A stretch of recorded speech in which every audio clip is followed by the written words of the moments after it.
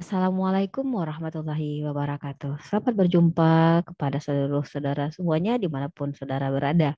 Kembali kita bertemu lagi dalam pembahasan sastra anak, khususnya mengenai kontribusi sastra anak. Jika saudara pernah menonton video saya sebelumnya mengenai hakikat sastra anak dan genre sastra anak, ini adalah bagian yang terakhir yang berkaitan dengan sastra anak tersebut, yaitu kontribusi sastra anak. Nah, saudara-saudara semuanya, kontribusi sastra anak itu sebagian besar kita bisa lihat di dua klasifikasi, yaitu di nilai personal dan nilai pendidikan. Pada kesempatan ini saya akan membacakan eh, kontribusi sastra anak berdasarkan buku Bapak Burhan Nurgiantoro yang beliau tulis dalam buku Sastra Anak, eh, penerbit Gajah Mada University Press.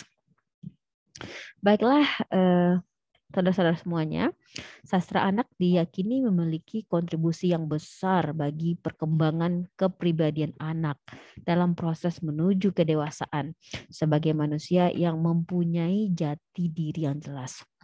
Kepribadian atau jati diri seorang anak dibentuk dan terbentuk lewat lingkungan, baik diusahakan secara sadar maupun tidak sadar. Lingkungan yang dimaksud amat luas wilayahnya. Ia mulai dari kebiasaan, tingkah laku, contoh, dan lain-lain yang diberikan oleh orang tua. Pendidikan yang secara sadar dan terencana dilakukan di lembaga sekolah, sampai adat istiadat, konvensi, dan nilai-nilai yang berlaku di masyarakat. Di antara hal-hal tersebut, salah satu yang termasuk di dalamnya adalah sastra, baik sastra lisan yang diperoleh anak lewat saluran tuturan, maupun sastra tulis yang diperoleh lewat bacaan. Sastra diyakini mampu dipergunakan sebagai salah satu sarana untuk menanam, memupuk, mengembangkan, dan bahkan melestarikan nilai-nilai yang diyakini baik dan berharga oleh keluarga, masyarakat, dan bangsa. Karena adanya pewarisan nilai-nilai itulah eksistensi suatu masyarakat dan bangsa dapat dipertahankan. Saudara-saudara semuanya, penanaman nilai-nilai dapat dilakukan sejak anak masih belum dapat berbicara dan belum dapat membaca. Nyanyi-nyanyian yang biasa didendangkan seorang ibu atau orang tua untuk membujuk agar sebuah hatinya segera tertidur atau sekadar untuk menyenangkan, pada hakikatnya juga bernilai kesastraan dan sekaligus mengandung nilai yang besar andilnya bagi perkembangan kejiwaan anak. Misalnya nilai kasih sayang dan keindahan. Anak tidak dapat tumbuh secara wajar tanpa dukungan kasih sayang. Dan kasih sayang itu antara lain dapat diekspresikan lewat nyanyian yang bernilai keindahan. Anak memiliki potensi keindahan, potensi yang bernilai seni dalam dirinya, baik dalam pengertian menikmati maupun berekspresi. Dalam hal ini, si ibulah atau orang tualah yang mula-mula berjasa menggali potensi itu, berjasa menanamkan dalam jiwa, menikmati dalam rasa dan indera, dan mengekspresikan dalam bentuk tingkah laku verbal dan nonverbal. Persoalannya kini adalah apa saja kontribusi sastra anak bagi pendengar dan pembaca yang masih anak-anak itu. Nah, dari pembicaraan sebelumnya telah banyak disinggung manfaat, fungsi, atau kontribusi sastra anak bagi anak secara tak langsung maupun langsung. Kontribusi sastra anak membentang dari dukungan terhadap pertumbuhan berbagai pengalaman, baik rasa, emosi, bahasa, kemudian pertumbuhan personal, meliputi kognitif, sosial, etis, dan spiritual, kemudian pertumbuhan eksplorasi dan penemuan, dan pertualangan dalam kenikmatan. Nah, nilai sastra anak secara garis besar dapat dibedakan ke dalam dua kelompok, yaitu pertama nilai personal atau personal values dan nilai pendidikan atau educational values, dengan masing-masing dapat dirinci menjadi sejumlah subkategori nilai. Pertama kita bahas dulu nilai personal. Nilai personal itu apa saja dia? Yaitu nilai perkembangan emosional, nilai perkembangan intelektual, perkembangan imajinasi, pertumbuhan rasa sosial, pertumbuhan rasa etis dan religius. Itu sifatnya personal semuanya. Kita bahas sub nilai personal yang pertama, yaitu perkembangan emosional. Saudara-saudara semuanya, Anak usia dini yang belum dapat berbicara atau baru berada dalam tahap perkembangan bahasa, satu kata atau kalimat dalam 2-3 kata sudah ikut tertawa ketika diajak bernyanyi bersama sambil bertepuk tangan. Anak tampak menikmati lagu-lagu bersajak yang ritmis dan larut dalam kegembiraan. Hal itu dapat dipahami bahwa sastra lisan yang berwujud puisi lagu atau nursery rhymes tersebut dapat merangsang kegembiraan anak, merangsang emosi anak untuk bergembira bahkan ketika anak masih berstatus bayi. Emosi gembira yang diperoleh anak tersebut penting karena hal itu juga akan merangsang kesadaran bahwa ia dicintai dan diperhatikan. Pertumbuhan kepribadian anak tidak akan berlangsung secara wajar tanpa cinta dan kasih sayang oleh orang di sekelilingnya. Dalam perkembangan selanjutnya, setelah anak dapat memahami cerita, baik diperoleh lewat pendengaran, misalnya diceritai atau dibacakan, maupun lewat kegiatan membaca sendiri, anak akan memperoleh demonstrasi kehidupan sebagaimana yang diperagakan oleh para tokoh cerita. Tokoh-tokoh cerita akan bertingkah laku baik secara verbal maupun nonverbal yang menunjukkan sikap emosionalnya, seperti ekspresi gembira, sedih, takut, terharu, simpati dan empati, benci dan dendam, memaafkan, dan lain-lain secara kontekstual sesuai dengan alur cerita. Tokoh protagonis akan menampilkan tingkah laku yang sebaliknya tokoh antagonis menampilkan tingkah laku yang kurang baik. Pembaca anak akan mengidentifikasikan dirinya kepada tokoh protagonis sehingga sikap dan tingkah laku tokoh itu seolah-olah diadopsi menjadi sikap dan tingkah lakunya. Dengan demikian, baik secara langsung maupun tidak langsung, dengan membaca buku-buku cerita itu, anak akan belajar bersikap dan bertingkah laku secara benar. Lewat bacaan cerita itu, anak akan belajar bagaimana mengelola emosinya agar tidak merugikan diri sendiri dan orang lain. Kemampuan seseorang mengelola emosi, istilah yang dipakai adalah emotional quotient, yang analog dengan intelligent quotient, juga spiritual quotient. Dewasa ini dipandang sebagai aspek personalitas yang besar pengaruhnya bagi kesuksesan hidup. Bahkan diyakini lebih berperan daripada intelligent quotient. Oke, saudara-saudara, itu tadi kontribusi sastra anak dilihat dari perkembangan emosional anak yang termasuk nilai personal pertama. Kita masuk ke nilai personal yang kedua dari kontribusi sastra anak, yaitu perkembangan intelektual. Hadirin semuanya, lewat cerita, anak tidak hanya memperoleh kehebatan kisah yang menyenangkan dan memuaskan hatinya. Cerita menampilkan urutan kejadian yang mengandung logika pengurutan, logika pengaluran. Oke, ada urutan, ada alur. Nah, logika pengaluran memperlihatkan hubungan antar peristiwa yang diperani oleh tokoh baik protagonis maupun antagonis. Hubungan yang dibangun dalam pengembangan alur pada umumnya berupa hubungan sebab akibat. Artinya, suatu peristiwa terjadi akibat atau mengakibatkan terjadinya peristiwa-peristiwa yang lain. Untuk dapat memahami cerita itu, anak harus mengikuti logika hubungan tersebut. Hal itu berarti secara langsung atau tidak langsung anak mempelajari hubungan yang terbangun itu dan bahkan juga ikut mengkritisinya. Mungkin saja anak mempertanyakan alasan tindakan-tindakan tokoh, reaksi tokoh, menyesalkan tindakan tokoh, dan lain-lain yang bernuansa mengapanya, ya. Jadi bernuansa eksplorasi why-nya. Jadi lewat bacaan yang dihadapinya itu, aspek intelektual anak itu ikut aktif, ikut berperan dalam rangka pemahaman dan pengkritisan cerita yang bersangkutan. Dengan kata lain, dengan kegiatan membaca cerita itu, aspek intelektual anak juga ikut terkembangkan. Pembelajaran seni antara lain bertujuan untuk menanam, memupuk, dan mengembangkan daya apresiasi sejak anak usia dini juga diyakini berperan besar dalam menunjang perkembangan kemampuan diri. Kemampuan anak yang juga diajar seni dalam 3 bidang seperti musik, sastra, seni rupa itu sangat baik untuk kreativitas dan intelektual anak. Jadi sekali lagi sastra anak berkontribusi untuk perkembangan intelektual anak.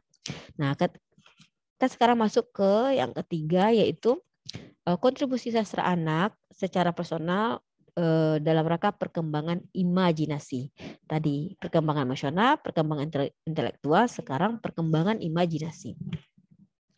Saudara-saudara semuanya, berhadapan dengan sastra, baik itu yang berwujud suara maupun tulisan, sebenarnya kita lebih berurusan dengan masalah imajinasi. Sesuatu yang abstrak yang berada di dalam jiwa, sedang secara fisik sebenarnya tidak terlalu berarti. Nah, bagi anak usia dini yang belum dapat membaca dan hanya dapat memahami sastra lewat orang lain, cara penyampaiannya masih amat berpengaruh sebagaimana halnya orang dewasa mengapresiasi poetry reading atau deklamasi. Sastra yang notabene adalah karya yang mengandalkan kekuatan imajinasi, menawarkan petualangan imajinasi yang luar biasa kepada anak. Dengan membaca bacaan cerita sastra, imajinasi anak dibawa berpetualang ke berbagai penjuru dunia, melewati batas waktu dan tempat. Tetapi tetap berada di tempat, dibawa untuk mengikuti kisah cerita yang dapat menarik seluruh kedirian anak. Nah, lewat cerita itu anak akan memperoleh pengalaman yang luar biasa atau vicarious experience yang setengahnya mustahil diperoleh dengan cara-cara selain membaca sastra. Ketika anak berhadapan dengan cerita, katakanlah cerita klasik folklore seperti Bawang Merah, Bawang Putih, Cinderella, atau mungkin cerita modern Harry Potter, rasa-rasanya seperti diajak berpetualang meninggalkan pijakannya di bumi. Imajinasi anak ikut berkembang sejalan dengan larutnya seluruh kedirian pada cerita yang sedang dinikmati. Ia akan segera melihat dunia dengan sudut pandang baru. Membaca sastra akan membawa anak keluar dari kesadaran ruang dan waktu, keluar dari kesadaran diri sendiri, dan setelah selesai anak akan kembali ke dirinya dengan pengalaman baru, dengan sedikit perubahan akibat pengalaman yang diperolehnya, dan dengan kemampuan berimajinasi secara lebih. Orang mustahil dapat mengembangkan seluruh kediriannya tanpa peran serta imajinasi. Daya imajinasi berkorelasi secara signifikan dengan daya cipta. Berkat campur tangan imajinasi pula, karya-karya besar, bahkan teori besar bermunculan di hadapan kita. Hasil karya teknologi yang mengandalkan kemampuan berpikir ilmiah pun tetap membutuhkan imajinasi untuk merealisasikannya. Tanpa imajinasi tidak akan muncul karya-karya besar. Jadi, imajinasi akan memancing tumbuh dan berkembangnya daya kreativitas. Imajinasi dalam pengertian ini jangan dipahami sebagai khayalan atau daya khayal saja, tetapi lebih menunjuk pada makna creative thinking, pemikiran yang kreatif. Jadi dia bersifat produktif. Oleh karena itu sejak dini potensi yang amat penting itu harus diberi saluran agar dapat berkembang secara wajar dan maksimal, antara lain lewat penyediaan bacaan sastra anak. Hadirin semuanya, kita sekarang masuk ke kontribusi sastra anak dalam bidang nilai personal, khususnya poin keempat yaitu pertumbuhan rasa sosial. Saudara-saudara semuanya, bacaan cerita yang mendemonstrasikan bagaimana tokoh berinteraksi dengan sesama dan lingkungan, bagaimana tokoh-tokoh itu saling berinteraksi untuk bekerja sama, saling membantu, bermain bersama, melakukan aktivitas keseharian bersama, menghadapi kesulitan bersama, membantu mengatasi kesulitan orang lain, dan lain-lain yang berkisah tentang kehidupan bersama dalam masyarakat. Nah, orang yang hidup di tengah masyarakat tidak mungkin berada dalam keadaan terisolasi tanpa berhubungan dengan orang lain. Dalam kehidupan anak akan menyadari bahwa ada orang lain di luar dirinya dan bahkan orang akan saling membutuhkan. Kesadaran bahwa orang hidup mesti dalam kebersamaan, rasa tertarik masuk dalam kelompok sudah mulai terbentuk ketika anak-anak berusia 3-5 tahun. Dan kesadaran bahwa ada orang lain di luar dirinya bahkan sudah ada sebelumnya. Kesadaran inilah yang kemudian dapat ditumbuh kembangkan dalam diri anak lewat bacaan sastra, lewat perilaku tokoh. Nah, kesadaran untuk hidup bermasyarakat atau masuk dalam kelompok tersebut pada diri anak semakin besar sejalan dengan perkembangan usia. Bahkan pengaruh kelompok dan atau kehidupan masyarakat tersebut akan semakin besar melebihi pengaruh buruk. Melebihi pengaruh lingkungan di keluarga. Misalnya dalam penerimaan konsep baik dan buruk di keluarga. Anak pada usia 10-12 tahun sudah mempunyai cita rasa sastra yang mengeksploitasi kehidupan bersosial secara baik, akan mampu menjadikannya sebagai contoh bertingkah laku sosial kepada anak sebagaimana aturan sosial yang berlaku. Jadi, sastra anak berkontribusi dalam pertumbuhan rasa sosial anak. Yang terakhir untuk nilai personal, sastra anak berkontribusi untuk pertumbuhan rasa etis dan religius. Saudara-saudara semuanya, selain menunjang pertumbuhan dan perkembangan unsur emosional, intelektual, imajinasi, dan rasa sosial, bacaan sastra anak juga berperan dalam pengembangan aspek personalitas yang lain, yaitu rasa etis dan religius. Demonstrasi kehidupan yang secara konkret diwujudkan dalam bentuk tingkah laku tokoh, di dalamnya juga terkandung tingkah laku yang menunjukkan sikap etis dan religius. Dalam sebuah cerita misalnya keseluruh aspek personalitas manusia ditampilkan. Hanya masalahnya aspek mana yang mendapat penekanan sehingga tampak dominan. Dalam cerita yang dimaksudkan untuk menunjang perkembangan perasaan dan sikap etis dan religius, kedua aspek tersebut terlihat dominan. Bahkan dalam cerita anak, mengingat masih terbatasnya jangkauan berpikir dan menalar, penyampaian nilai-nilai pembentukan kepribadian tersebut terlihat langsung atau sedikit terselubung dalam karakter dan tingkah laku tokoh. Nilai-nilai sosial, moral, etika, dan religius perlu ditanamkan kepada anak sejak dini secara efektif lewat sikap dan perilaku hidup keseharian. Hal itu tidak saja dapat dicontohkan oleh orang dewasa di sekeliling anak, melainkan juga lewat bacaan cerita sastra yang juga menampilkan sikap dan perilaku tokoh. Contoh sikap dan perilaku tokoh cerita yang diberikan kepada anak lewat cerita ibu atau sang pencerita storyteller atau membaca sendiri jika sudah bisa, dapat dipandang sebagai salah satu cara penanaman nilai-nilai tersebut kepada anak. Pada umumnya, anak akan mengidentifikasikan diri dengan tokoh-tokoh yang baik itu. Dan itu berarti tumbuhnya kesadaran untuk meneladani sikap dan perilaku tokoh tersebut. Jadi, sastra anak berkontribusi untuk perkembangan emosional, perkembangan intelektual, perkembangan imajinasi, pertumbuhan rasa sosial, dan pertumbuhan rasa etis dan religius. Nah, sekarang kita lihat kontribusi sastra anak yang kedua yaitu nilai pendidikan. Kalau yang 5 tadi nilai personal. Nah, di nilai pendidikan apa saja nih yang termasuk kontribusi sastra anak? Yaitu pertama eksplorasi dan penemuan, perkembangan bahasa, pengembangan nilai keindahan, penanaman wawasan multikultural, penanaman kebiasaan membaca. Kita bahas satu persatu. Yaitu kontribusi sastra anak di bidang nilai pendidikan, khususnya eksplorasi dan penemuan. Saudara-saudara semuanya, ketika membaca cerita, pada hakikatnya anak dibawa untuk melakukan sebuah eksplorasi, sebuah penjelajahan, sebuah petualangan imajinatif ke sebuah dunia relatif yang belum dikenalnya, yang menawarkan berbagai pengalaman kehidupan. Petualangan ke sebuah dunia yang menawarkan pengalaman-pengalaman baru yang menarik, menyenangkan, menegangkan, dan sekaligus memuaskan lewat berbagai kisah dan peristiwa yang dahsyat sebagaimana diperani para tokoh cerita. Pengalaman penjelajahan secara imajinatif berkaitan erat dengan pengembangan daya imajinatif sebagaimana dikemukakan sebelumnya. Nah, lewat kekuatan imajinatif anaklah dibawa masuk ke sebuah pengalaman yang juga imajinatif, pengalaman batin yang tidak harus dialami secara faktual, yang sekaligus juga berfungsi meningkatkan daya imajinatif anak. Dalam penjelajahan secara imajinatif itu, anak dibawa dan dikritiskan untuk mampu melakukan penemuan-penemuan dan atau prediksi bagaimana solusi yang ditawarkan. Berhadapan dengan cerita, anak dapat dibiasakan mengkritisinya, misalnya ikut menebalkan sesuatu seperti dalam cerita detektif dan misterius, menemukan bukti-bukti alasan bertindak, menemukan jalan keluar kesulitan yang dihadapi tokoh, dan lain-lain termasuk memprediksikan bagaimana penyelesaian kisahnya. Berpikir secara logis dan kritis yang demikian dapat dibiasakan dan atau dilatihkan lewat eksplorasi dan penemuan-penemuan dalam bacaan cerita sastra. Selanjutnya, kontribusi di bidang pendidikan yaitu perkembangan bahasa. Sastra adalah sebuah karya seni yang bermediakan bahasa, maka aspek bahasa memang memegang peran penting di dalamnya. Sastra tidak lain adalah suatu bentuk permainan bahasa, dan bahkan dalam genre puisi, unsur permainan tersebut cukup menonjol, misalnya yang berwujud permainan rima dan irama. Berhadapan dengan sastra hampir selalu dapat diartikan sebagai berhadapan dengan kata-kata dan dengan bahasa. Prasyarat untuk dapat membaca atau mendengarkan dan memahami sastra adalah penguasaan bahasa yang bersangkutan. Hal itu khususnya berlaku bagi orang dewasa dan bagi anak yang adanya juga tidak terlalu berbeda. Bahasa dipergunakan untuk memahami dunia yang ditawarkan, tetapi sekaligus sastra juga berfungsi meningkatkan kemampuan berbahasa anak, baik menyimak, membaca, berbicara maupun menulis. Nah, hal yang terakhir ini sudah lazim dikatakan dan diyakini kebenarannya. Sejak dilahirkan, anak langsung dikondisikan dengan mendengarkan kata-kata yang diucapkan oleh orang di sekelilingnya. Dari kondisi itulah, anak mulai belajar bahasa, termasuk di dalamnya kata-kata, nyanyian, dan lirik Nina Bobo atau nursery rhymes yang biasa diperdengarkan oleh ibu, orang tua, storyteller yang dapat dikategorikan sebagai sastra anak. Lewat cerita yang diperolehnya kemudian ketika perbendaharaan kata-kata sudah lebih banyak, anak tidak saja belajar memahami dunia, melainkan juga kata-katanya itu sendiri. Anak akan belajar cepat karena bahasa yang diperolehnya langsung berada dalam konteks pemakaian yang sesungguhnya.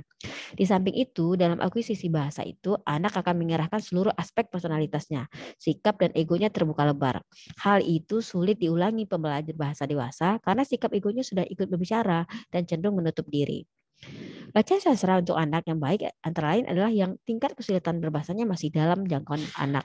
Tetapi bahasa yang terlalu sederhana untuk usia tertentu, baik kosakata maupun struktur kalimat, justru kurang meningkatkan kekayaan bahasa anak. Peningkatan penguasaan bahasa anak tersebut harus dipahami tidak hanya melibatkan kosakata dan struktur kalimat, tetapi terlebih menyangkut keempat kemampuan berbahasa, baik secara aktif reseptif, yaitu mendengarkan dan membaca, maupun aktif produktif berbicara dan menulis, untuk mendukung aktivitas komunikasi dalam kehidupan sehari-hari. Pengenalan kesastraan kepada anak, terutama di sekolah, sebaiknya melibatkan keempat saluran berbahasa tersebut dengan strategi yang dikreasikan sendiri oleh guru secara kontekstual. Hadirin semuanya, kita sekarang masuk ke kontribusi sastra anak di bidang pendidikan, khususnya pengembangan nilai keindahan. Ketika anak berusia 1 sampai 2 tahun dininabobokan oleh orang tuanya dengan nyanyian, dengan kata-kata yang bersajak atau berima indah, apakah namanya nursery rhymes, nursery songs gitu, anak sebenarnya belum dapat memahami makna di balik kata-kata itu, tetapi sudah dapat merasakan keindahannya. Hal itu dapat dilihat dari reaksi anak, misalnya yang berupa ekspresi wajah yang ceria dan tertawa-tawa atau gerakan anggota tubuh yang lain. Jika anak sudah dapat berdiri, berjalan, ekspresi tubuh itu dapat berupa gerakan lenggak-lenggok badan, kepala, tangan, dan kaki.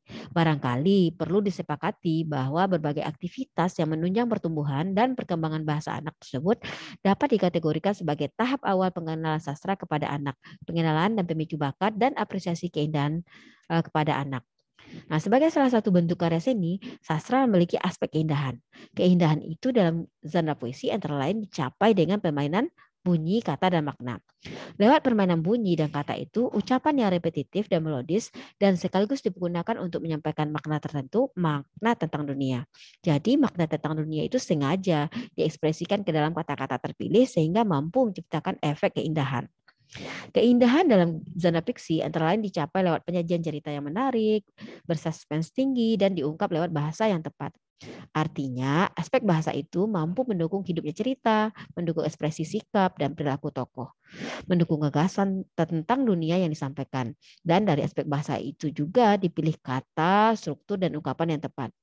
Cerita menjadi indah karena isi kisahnya mengharukan dan dikemas dalam bahasa yang menyenangkan. Rasa puas yang diperoleh setelah membaca puisi dan fiksi pada hakikatnya disebabkan oleh terpenuhinya kebutuhan batin akan keindahan. Pemenuhan rasa puas dan kebutuhan batin tersebut dapat diperoleh, diajarkan, dan dibiasakan lewat bacaan sastra dan dapat dilakukan baik di sekolah maupun di rumah. Tertanamnya aspek keindahan dalam diri anak bersama dengan berbagai aspek yang lain akan membawa dampak positif bagi perkembangan personalitas anak sekaligus perkembangan edukasinya.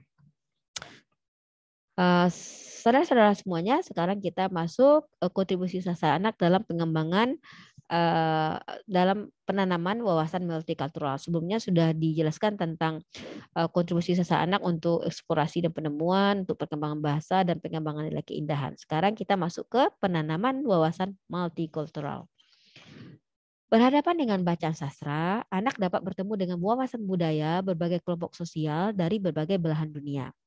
Lewat sastra dapat dijumpai berbagai sikap dan perilaku hidup yang mencerminkan budaya suatu masyarakat yang berbeda dengan masyarakat yang lain. Sastra tradisional atau folklore misalnya mengandung berbagai aspek kebudayaan tradisional masyarakat pendukungnya. Maka dengan membaca cerita tradisional dari berbagai daerah akan diperoleh pengetahuan dan wawasan tentang kebudayaan masyarakat yang bersangkutan. Jadi dengan membaca cerita tradisional itu tidak saja akan diperoleh kenikmatan membaca cerita, tetapi juga pengetahuan dan pemahaman budaya tradisional masyarakat lain. Pada giliran selanjutnya, dari bacaan tersebut juga akan tertanam kesadaran dalam diri anak bahwa ada budaya lain selain budaya sendiri dan kesadaran untuk menghargainya.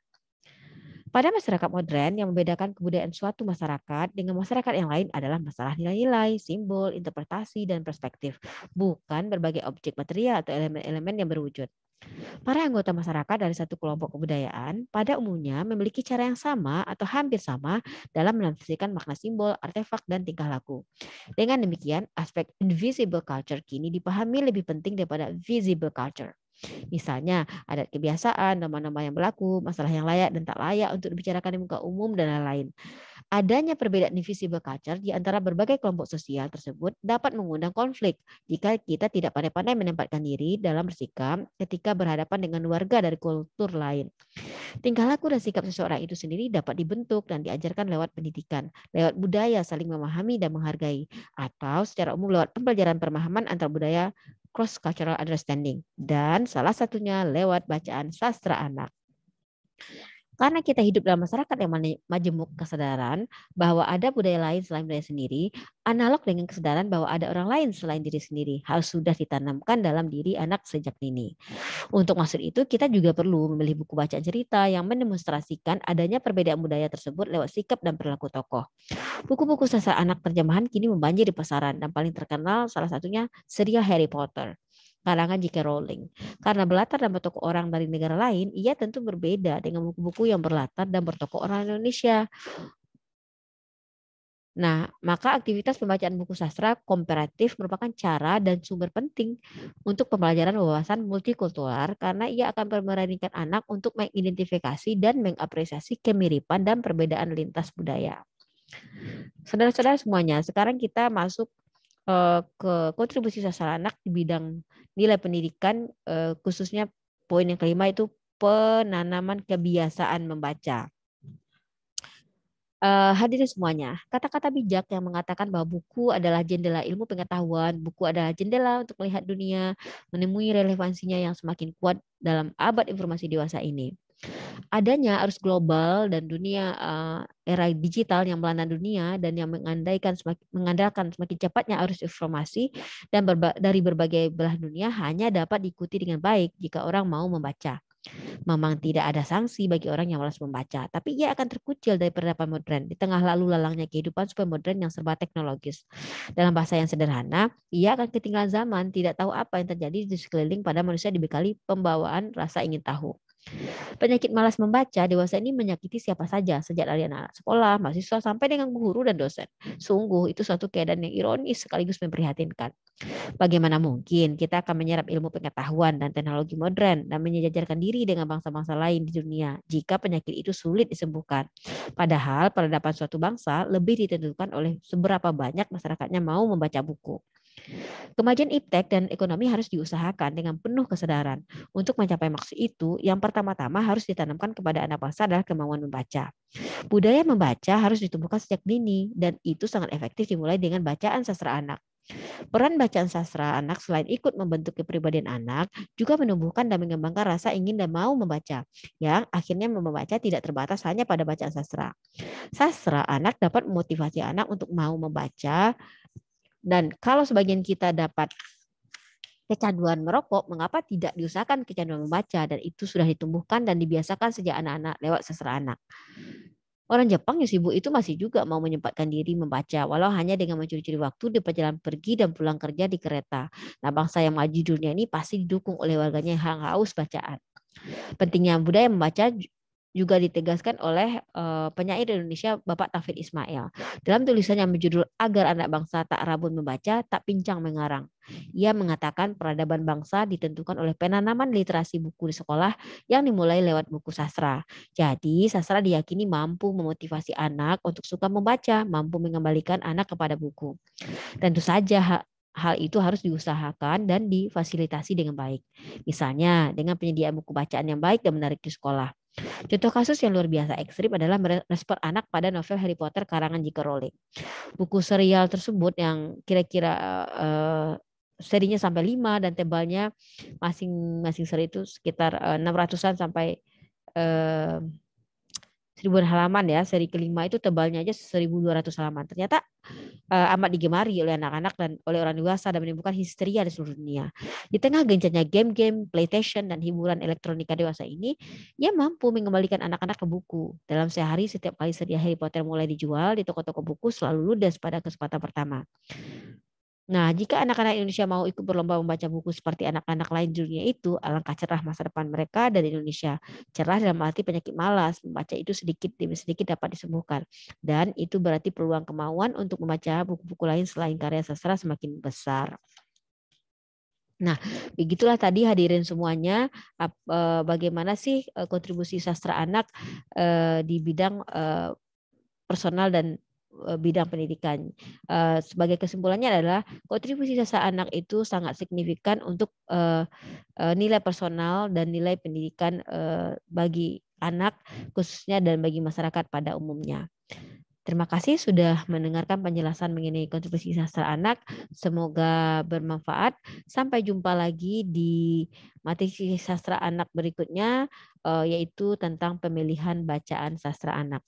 Semoga bangsa Indonesia semakin maju dengan membaca sastra anak. Terima kasih, sampai jumpa.